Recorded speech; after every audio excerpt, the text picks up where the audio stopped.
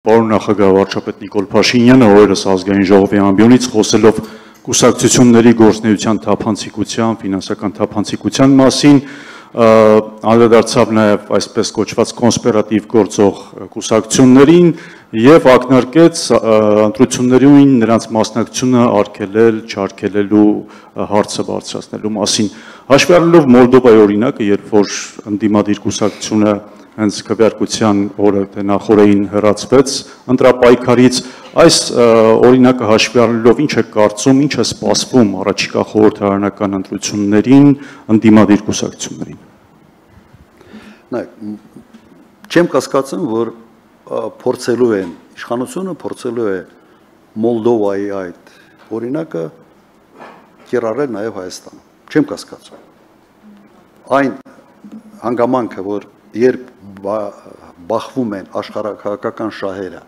ժողովրդավարության մասին բոլորը մոռանում են, սա փաստ է, մենք սա տեսնում ենք ուղղակի ակնառու է եվրոպական կեցվածքից նաև, ասենց ակնհայտ է։ Իդեպ միջ այդ դա կատարվել է Ռումինիայում, նախագահի ընտրությունների ժամանակ, երբ չեղարկվեց ինչ-որ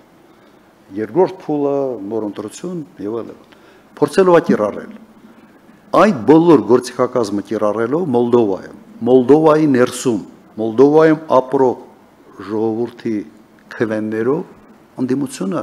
հաղթել է։ Եվ Մոլդովայում իշխանությունը հաղթել է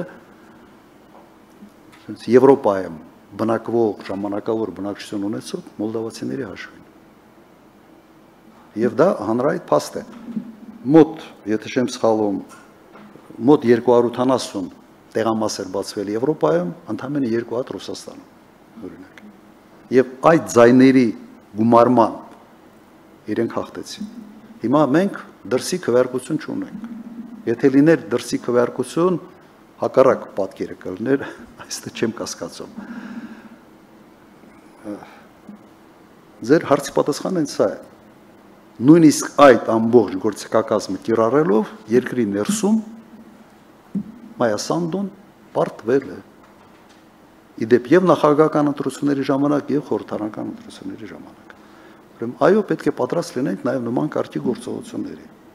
Կարծում եմ փորձելով են ինչ որ չափով, ինչ խորությամբ չեմ կարող ասել, բայց ամենից լավ երաշխիքը, որ դրա չափը լինելու է, այսպես ասենք, փոքր, հետեւյալն է։ ԿՊ-ն պետք է հասկանա, որ նման կարգի գործողությունները բերելու են հեղափոխության։ Այդ հեղափոխության վտանգը, եթե երկրում կախված լինի, ոչ մեկը չի ամարձակվելու որևէ խախտումներ անի։ Ձայների գողությունը բերելու է հեղափոխության։ Սա էլ պետք է հասկանա իշխանությունը։ Ուրեմն պետք է լինի այնքան թեժ պայքար, որ այդ սպառնալիքը ստիպի իշխանությանը չափի մեջ լինել, այսպես ասենք, իշխանական ռեսուրսը կիրառելու գործում։